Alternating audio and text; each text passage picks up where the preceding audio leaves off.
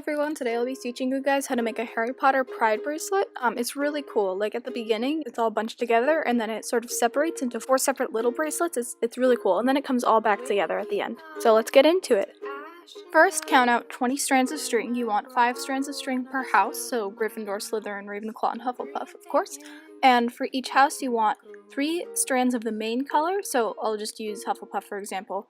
The main color is yellow, so you want 3 strands of yellow and you want 2 strands of black, and you can see this for the rest of the houses as well. So altogether you should have 20 strands, and each strand should be about 4 feet in length. Now gather all your string together and make an overhand knot, and then attach the knot to your clipboard. Then make a braid about 5 or 6 inches in length.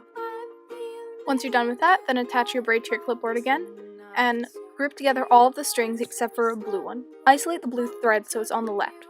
Then make a forward knot, welcome to the new age, to the new age. Wow, wow. And then a backward knot. And once you're done, put the blue thread all the way on the left. You won't need to knot around it anymore for this portion. Now take a bronze thread and do the exact same thing you just did with the blue thread. So do a forward knot and then a backward knot. And when you're done, put the bronze thread all the way on the left with the blue thread. And repeat this same thing all the way down the line. So for each house you want to do main color, alternate color, main color, alternate color, main color. So you have 5 strands per color. Once you're done with Ravenclaw, then you'll do Hufflepuff, Slytherin, and then Gryffindor. Once you're done with that, then position your bracelet. So the knotted portion you just completed is a bit tilted. And then take the leftmost strand, it should be blue, and then make a double forward knot, like your regular candy stripe bracelet. And then keep doing that all the way down the line, so you should be knotting over 19 strands in total, with blue being the 20th one. Now take as what is now your leftmost strand, it should be bronze, and do a double forward knot, just like you did with the blue strand earlier, and then you're going to go all the way down. And don't forget to knot the blue strand you just worked with at the end. Altogether you should be knotting 19 times, with the bronze being the 20th string. Repeat this pattern until you reach the end of the Ravenclaw section. So repeat this with the blue string, the bronze string, and then the final blue string. So once you're done, you should have a yellow string all the way on the left. Once you're done, it should look like this. Now attach this to your clipboard, and separate all of the strings except for the ones that are Ravenclaw color. So that should be only 5 strings all the way on the right. Now take the first blue string on the left, and then make a double forward knot over each of the other 4 strings. Now take the bronze string that's now all the way in the left of this little bundle and do the same thing. So make 4 forward knots over each of the 4 strings, and don't forget to knot over the last string that you worked with, the blue string all the way on the right. Continue this all the way down until you make this section as long as you want. It's essentially a candy stripe bracelet, but at the end you'll be combining this with 3 other small candy stripes, and you'll combine it into something really much bigger than that. I made my little candy stripe section about 4.5 inches long.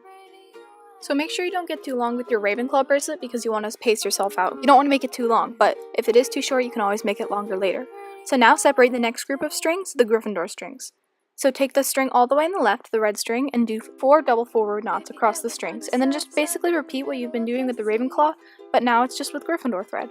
I'll sail the world to find you. Before you get carried away with Gryffindor, let me show you how to make the Slytherin section first. So take the leftmost green thread and do 4 double forward knots, and then just continue along that way for the rest of the colors. And finally, last but certainly not least, we have Hufflepuff. So take the remaining last threads, the Hufflepuff threads, and take the yellow string all the way on the left, and then do 4 double forward knots. And then once you're done with that, take the black thread and do 4 double forward knots, and then continue down the line. And again, you can either do one section all at once, or you can alternate. So you can do like maybe 5 rows of one section, or 5 rows of the next section. It's all up to you. It's your bracelet, you can do whatever you want with it. So once you've made your sections as long as you wanted to, you have to make sure that the ends line up. So they shouldn't be in a straight line, they should line up so like the end of one starts the beginning of another. Like, you know how the candy stripe is naturally slanted?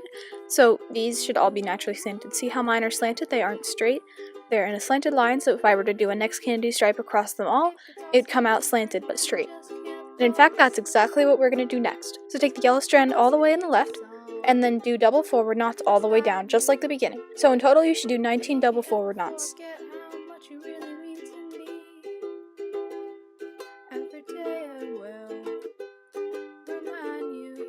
So once you're done with that, then take the string that is now all the way on the left, which should be black, and then do 19 double forward knots all the way down the line, just like you did before.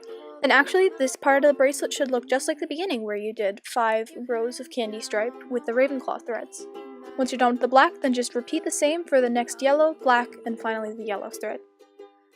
Alright, we're almost done. Now, take the second to left thread, it should be silver, and then do a backward forward knot on the leftmost string, which is green.